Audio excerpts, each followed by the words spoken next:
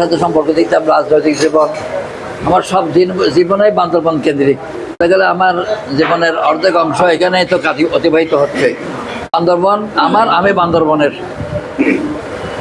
আল্লাহ সুবহানাহু ওয়া তাআলা মেহেরবানি করে সেই হিসেবে বান্দরবনকে আমি যেভাবে দেখেছি, বান্দরবনের লোকদের কাছ থেকে যেভাবে সম্মান এবং আমি সহযোগিতা পেয়েছি, এই জন্য আমি সকলের জন্য আল্লাহর মঙ্গল কামনা করছি এবং সকলকে ধন্যবাদ জানাচ্ছি। আমাদের বাসা স্যারের বাবাকে আমরা পাই নাই, উনি আমার বয়স বড় হিসাবে, মুরব্বী হিসাবে আমরা একসাথে আসি। আর কিছুদিন আগে একটা দেখলাম আমির হামজা সাহেবের অনুষ্ঠানে সাংবাদিকদের কথা বলতে গিয়ে, আল্লাহ রসুলের সাংবাদিক হিসেবে দায়িত্ব পালন করেছেন, এই কথা বলতে গিয়ে উনি যেভাবে মানে আলেমদের কাছে তিরস্কৃত হলেন, মানে আলেমরা যেভাবে ওনাকে কণ্ঠাসা করার চেষ্টা করলেন, ফতোয়া দিলেন, উনি কাবর হয়ে গেছে বা তওবা করতে হবে, এটা কথাবার্তা। এটা আসলে আমাদের একদিকে আমাদের আলেমদের ইসলাম সম্পর্কে সংকীর্ণতার একটা বড় দিক। যারা আমি কয়েকদিন আগে মানুষকে বলছি, মাদ্রাসা আমাদেরকে সব কিতাব পড়াইছে, কিন্তু বাস্তবতার নিরিখে সেগুলো আমাদেরকে বোঝাই দেয় নাই।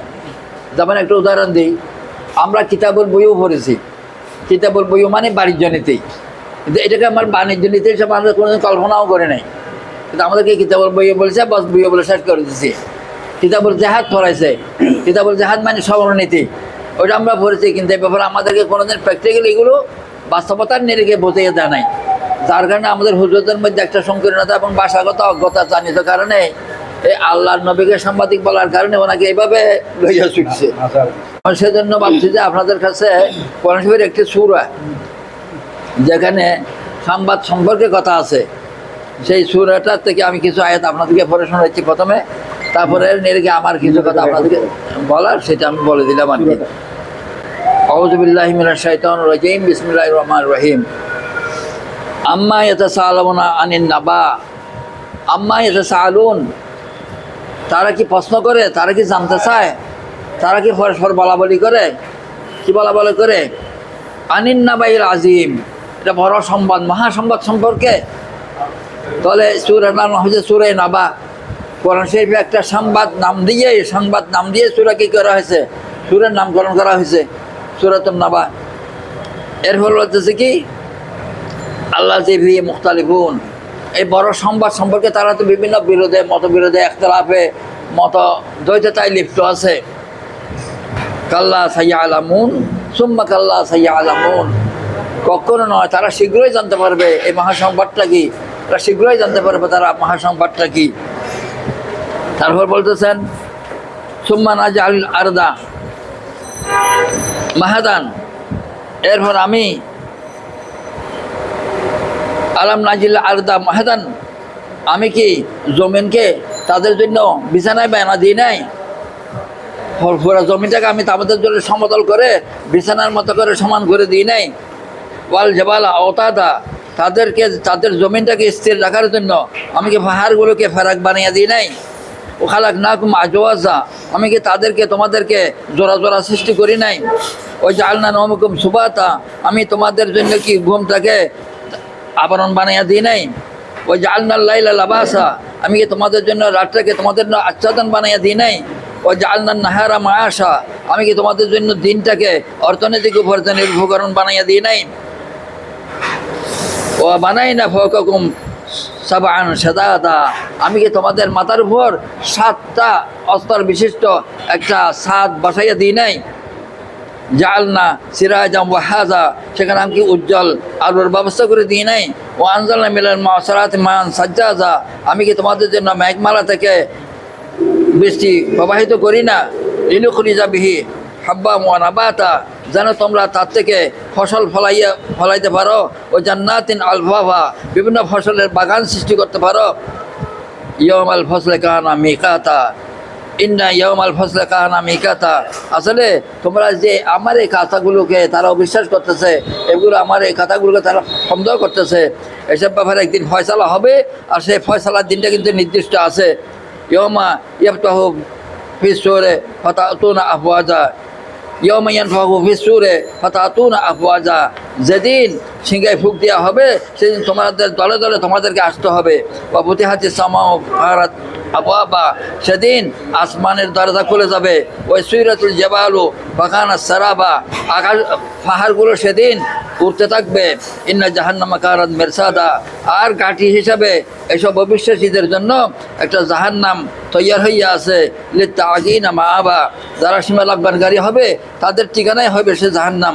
লাইসা ফিহা আহাকাবা ইয়ালবেসু ফিহা আহাকাবা, সেখানে বছরের পর বছর তাদেরকে দুঃখ ভোগ করতে হবে। লাইয়া জুকুনা ফিহা বারদাম ওয়ালা সারাবা, সেখানে কোনো ঠান্ডা পানীয় এবং কোনো ঠান্ডা এবং পানীয় কিছু তারা পাবে না। ইল্লা হামামা ওয়া গাসসাকা, সেখানে পাবে কি গরম পানি আর খাবারের জন্য পান করার জন্য ফুঁস, নাউযুবিল্লাহ মিন যালিক। জাযান বেফাকা, এটা তাদের কর্মফল হিসেবে তাদেরকে ভোগ করতে হবে। ইন্নাহুম কানু লা ইয়ারজুনা হিসাবা, এসব লোক হচ্ছে তারা যারা আজকে এই সংবাদ, আমার গুরুত্বপূর্ণ সংবাদ সম্পর্কে প্রশ্ন করতেছে, এরা হচ্ছে ওই সব লোক যারা আমার কাছে যাদের হিসাব দিতে হবে সে ব্যাপারে তাদের কোনো চিন্তা অনুভূতি নাই। তা আমরা যারা এখানে বসেছি আমরা তো সবাই সেই চিন্তা লালন করি, আমরা হিসাব করি, এটা বিশ্বাস করি যে আমাদেরকে আল্লাহর কাছে কি দিতে হবে, আমাদের জীবনের প্রতিটি কর্মের ব্যাপারে হিসাব দিতে হবে। ওয়া মান ইয়ামাল মিসকালা যাররাতিন খায়রান ইয়ারা ওয়া মান ইয়ামাল মিসকালা যাররাতিন শাররান ইয়ারা, এমনকি যে তুমি যদি ছোট রায় পরিমাণ একটা কাজও করো সেটার জবাবও তোমাকে দিতে হবে, আর যদি রায় পরিমাণ ভালো কাজও করো সেটার সুফলও তোমাকে ভোগ করতে হবে।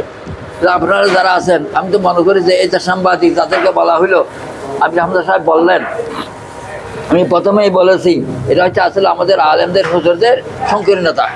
এবং এইটার কারণে বিশেষ করে সংবাদ জগতের যেসব ভাইয়েরা একথাগুলো শুনবে, আলেমদের ব্যাপারে মুক্তা শুনবে, তারা এসব আলেমদের প্রতি নয়, শুধু তাদের কারণে ইসলামের প্রতি বীতি শ্রদ্ধা হবে নাকি হবে না, তাদের এসব উক্তির কারণে শুধু আলেমদের প্রতি নয় ইসলামের প্রতিও তাদের সন্দেহ সৃষ্টি হয়ে যাবে। যেমন আমি কিছুক্ষণ আগে বললাম, রাহুল চলে গেছে নাকি, রাহুলকে বললাম যে তুমি বলো যে তোমার যে এতগুলো মুসলমান সাংবাদিক আছে তোমাদের কারণে আমি ইসলাম সৌন্দর্য দেখতে পাই নাই। তাহলে এই যে আজকে এইটার কারণে শুধু এইসব আলেমদের কারণে আজকে আপনার মিডিয়া, আমাদের আপনার মিডিয়া ব্যবহার করেন, মিডিয়া দেখেন আলেমরা একজন একজনকে কীভাবে কুৎসিত গালাগালি করতেছে, কীভাবে বিশ্রী ভাষায় কথা বলতেছে। তো এইটার কারণে আমার মনে হয়েছে যে সাংবাদিক ভাবতে পারে, সাংবাদিকদের মনে একটা প্রশ্ন আসতে পারে যে হয়তো হুজুরেরা আসলে সাংবাদিকদেরকে খুব খারাপ মনে করে, এটা আসলে ভালো ফ্যাশন হয়, বা হুজুররা মানে আমাদেরকে ঘৃণা করে। আসলে ঘৃণাটা তো নয়, বরং তো আমি তো মনে করি যে বান্দরবানের সাংবাদিক না, পুরো সাংবাদিক জগৎ যারা, মিডিয়ার জগৎ যারা, তারা হচ্ছে জাতির আসল দিক নির্দেশনাকারী। যারা এটাকে সেভাবে ব্যবহার করে তারা সেরকম বিগত দায়িত্ব পালন করে, এর সুফল তাদেরকে ভোগ করতে হবে। একজন সাংবাদিকের লেখার কারণে, একটা সংবাদের কারণে একজন অসহায় যদি বিপদ থেকে মুক্তি পায়। রাসূলের হাদিস হচ্ছে যারা অসহায় মানুষকে বিপদ থেকে মুক্তি দেয় তাদের মর্যাদা কীরকম, তাদের মর্যাদা হচ্ছে সারা রাত ইবাদত করার আর সারাদিন রোজা রাখার মতো। যেমন একটা হাদিস আল্লাহ রাসূল বলতেছেন, কোনো বিচারক যদি বিচার করে তার একটা বিচারের ফজিলত কীরকম, একটা বিচারের ফজিলত হচ্ছে 60 বছর সারাদিন রোজা রাখার, সারা রাত ইবাদত করার মতো ফজিলত। তাহলে এই যে বিচার ব্যবস্থা, এই যে সাংবাদিকতা, এই যে আমাদের দেশ শাসনের রাজনীতি যারা করে, সমাজের দায়িত্ব পালন করে, আসলে তারা খুব গুরুত্বপূর্ণ দায়িত্ব পালন করে। কালকে আমি মসজিদে বলছিলাম, আমরা হচ্ছে ভাড়াটিয়া ইমাম, আসলে আমরা তো মসজিদের বেতন নিয়ে ইমামতি করতেছি। আমাদেরকে ইমাম বলে, ইমাম শব্দের অর্থটা আসলে আমাদের মানুষ জানে না, আমাদেরকে মনে করে কি ইমাম মানে যে নামাজ পড়ায় সে, কিন্তু আসলে ইমাম হচ্ছে তারাই যারা মানুষকে গাইড করে, মানুষকে পরিচালনা করে, মানুষকে দিক নির্দেশনা দেয়, মানুষকে শাসন করে। এই 4টে গুণ যাদের আছে তারাই ইমাম। সেদিন ইসলামী শরীয়ত মতো মসজিদের ইমাম হবে তারা যারা ইসলামী রাষ্ট্রের প্রতিনিধি, যেন তাদের হাতে রটিয়ে থাকে, লাঠিয়ে থাকে। যারা গোলমাল করবে তাদেরকে শাসন করতে পারবে, আর যারা ভালো চলবে তাদেরকে পুরস্কারও দিতে পারবে। এই যে ইসলামী বিধান, সেটা আমাদের সেই ইসলামী রাষ্ট্র না থাকার কারণে, ইসলামী সমাজ ব্যবস্থা না হওয়ার কারণে আমাদের অবস্থা এমন যে আমরা ইমাম যারা তারাও আমরা ঠিক থাকতে পারতেছি। যেমন দেখেন, এই যে আপনারা সবাই জানেন, এই যে মৌলানা মুহিবুল্লাহ একজন কী কইল, বললো কি আমাকে আজকে অপহরণ করে নিয়ে গেছে, আবার পুলিশের রিপোর্ট দিল কি না উনি নিজে নিজে এরকম কাজ করছে। পর আবার দেখলাম কি উনি বাসা থেকে ফালাইয়া যাচ্ছে। এই যে একটা রহস্যময় ঘটনা, এখানে আসল ঘটনাটা কি সেটা জাতির জানার একটা ইচ্ছা আছে নাকি নাই? এই জাতির ইচ্ছাটা পূরণ করার দায়িত্ব কাদের উপর? সাংবাদিকদের উপর। সাংবাদিকেরা এগুলো তথ্য আবিষ্কার করে কি করবে? জাতিকে জানাবে। জাতিরা যখন জাতিকে জানাবে তখন তাদের থেকে ইমামরা জানবে, ইমামরা জানার পর মানুষকে তারা জানাইতে পারবে। তাহলে আমার কথাটা হচ্ছে দুইটা। এটা হচ্ছে আপনারা যে দায়িত্ব পালন করেছে, এটা একটা ইমানদারির দায়িত্ব। এর দ্বারা পুরো জাতির কল্যাণ যেমন নির্ভর করে, এরপর পুরো জাতির ক্ষতিও তেমন নির্ভর করে। দেশের ইসলামের উন্নতি যেমন নির্ভর করে, ইসলামের ক্ষতি তেমন নির্ভর করে। দেশের উন্নতি সার্বভৌমত্ব এবং সুখ শান্তি যেমন নির্ভর করে, দেশের অবনতি সেরকম নির্ভর করে। তাহলে এই গুরুত্বপূর্ণ এই দায়িত্বটা, এটা একটা ইমানদারির দায়িত্ব একটা। এর ভিতর দিয়েও একজন সাংবাদিক যদি আর কোনো কাজ তেমন কিছু নাও করে, এমন হতে পারে ওনার একটা নিউজের কারণে যদি পুরো জাতি উপকৃত হয়, ওনার একটা নিউজের কারণে যদি দিন ইসলামের উন্নতি হয়, তাহলে এই বিনিময়ে হয়তো আল্লাহ হতে পারে ওনাকে জান্নাতি বানাইতে পারে নাকি পারে না। সেজন্যই বলা হয়েছে যে কি আজ দেবে মাইয়াশা ওই ঘুরেলে মাইয়াশা, আল্লাহ যাকে চায় তাকে শাস্তি দিবে, যাকে চায় তাকে কি দিবে, জান্নাত দিবে। মানে এটা আল্লাহর ইচ্ছে দিন রেখে দিয়েছেন। আমাদেরকে বলেছে কি শুধু আমল করতে, আমল কি আমরা আমল করবো, আসলে আমরা সারা জীবনে যদি আমল করি, আমি 40 বছর ইমামতি করতেছি, আমি 40 বছর না, আমি আসলে আরও বেশি। আমার বাড়িতে আমার যেই মসজিদ ছিল সেই সেখানে আমি ইমামতি করতাম পয়সা ছাড়া। আমার বাবা আজীবন পয়সা ছাড়া ইমামতি করেছেন, আজীবন। আমার বাবার পরে সেই মসজিদে আমি ইমামতি করতাম, তাও পয়সা ছাড়া। এখানে এসেছি পরবর্তী পড়ায় যখন আমার পারিবারিক সমস্যা হলো, আমার সৎ মাজনিত কারণে আমাকে চলে আসতে হয়েছে। আমার বাবা কোটিপতি ছিলেন। আমার বাবা ব্রিটিশ সরকারের স্বর্ণপদক প্রাপ্ত ডাক্তার ছিলেন। ব্রিটিশ সরকার ওনাকে ওনার মেধার জন্য, ভালো রেজাল্টের জন্য স্বর্ণপদক উপহার দিয়েছিলেন। আমার বড় ভাইও স্বর্ণপদক প্রাপ্ত ব্যক্তি ছিলেন। কিন্তু আমার সৎ মাজনিত কারণে আগে বাড়িতে থাকতে পারিনি। আমি যখন এখানে চলে আসতেছি, তখন আমার বাবার কোটি কোটি টাকার সম্পদ। এখানে আসি, আমি কোনোদিন বাবার ওই সম্পর্কে চিন্তাও করি নাই। আল্লাহ আমাকে পর্যন্ত চালাই নাই, কোনো অভাব নাই, কোনো অসুবিধা নেই। কেউ বলতে পারবে না, বাধ্য না, আমি কেউ আমার কাছে কাজ টাকা হবে বা কোনোদিন জিনিসপত্র কিনতে গিয়ে বেশি দাম করেছে। তো এটা আল্লাহর রহমত।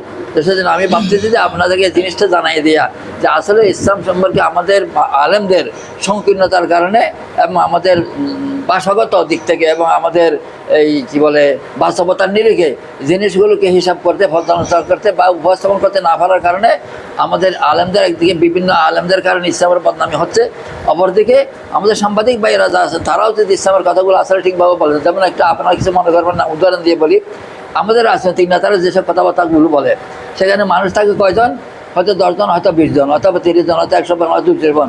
কিন্তু প্রতিটি মসজিদে ইমাম সাহেবেরা প্রতিদিন কয়েক হাজার মানুষের সাথে কথা বলে নাকি বলে না? জুমার দিন বলতেছে না? এই যে জুমার নামাজের নিউজগুলো আমাদের পত্রিকায় আসে না। যদি পত্রিকায় আসতো, এটা সারা জাতির মধ্যে একটা ইসলামী প্রেরণা সৃষ্টি করতো কিনা। একটা ছবি শহরে যত বেশি না হলেও ছবি আকারে অথবা ছবি না হলেও অথবা হেডলাইন আসাবে যে প্রতি জুমার কিছু সংবাদ, গুরুত্বপূর্ণ মসজিদের সংবাদগুলো। যেমন জাতীয় মসজিদে একজন ইমাম, আমি কালকেও দেখলাম, উনি কিছু কথাবার্তা বলেছেন, ওনার মোবাইলে দেখলাম, কিন্তু বর্তমান প্রেক্ষাপটে কথাগুলো বলতেছেন। হয়তো উনি বেশি বলেন না, কম, উনি একটু আর একটু সোজা শান্ত হওয়ার কারণে। কিন্তু এর আগে ওবায়দুল হক যিনি ছিলেন, উনি খুব ভালোভাবে বলতেন। এইরকম কিছু গুরুত্বপূর্ণ কথাগুলো যদি মিডিয়ার মাধ্যমে, টিভির মাধ্যমে, পত্রিকার মাধ্যমে জাতির সামনে আসে, তাহলে জাতিগুলো ইসলামমুখী হবে কিনা। সেজন্য আমি আপনাদের এই ব্যাপারে একটু দৃষ্টি আকর্ষণ করতেছি। আপনাদেরকে এই ব্যাপারেও আমি বলবো, সেটা হচ্ছে যে যদি আপনারা পারেন তাহলে এখানে নাই, অন্য মসজিদে হোক, ঢাকার হোক, যেখানে হোক, বান্দরবান বলে কোনো কথা নেই, আমি ইসলামিক নিউজগুলো যে একটা হেডলাইন করি, তাহলে সেই নিউজগুলো টিভিতে, মোবাইলে এবং পত্রিকায় যখন আসবে, মানুষেরা একটু হলেও পড়বে। এই একটু পড়াটা শুধু তার হেদায়েতের নয়, আপনাদের জন্য সওয়াবের কারণ হয়ে যাবে। তো এই ব্যাপারে আপনারা, আমার মনে হয় সাংবাদিক হিসেবে এদিক থেকেও একটু খেয়াল রাখতে পারেন যে